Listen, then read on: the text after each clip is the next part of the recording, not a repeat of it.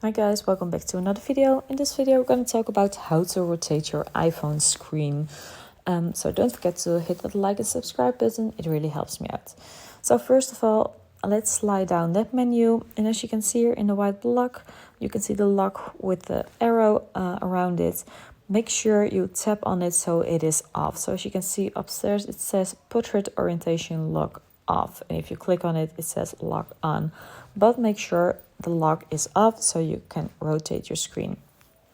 So actually that is the most simple, easy way to do it, but there is a very important thing to know, because some of the apps don't allow the screen to rotate. So there's no permission for it and they prevent it. So for example, if you go to Instagram and you will rotate your screen, you won't see that it's happening because Instagram prevents it from doing it so.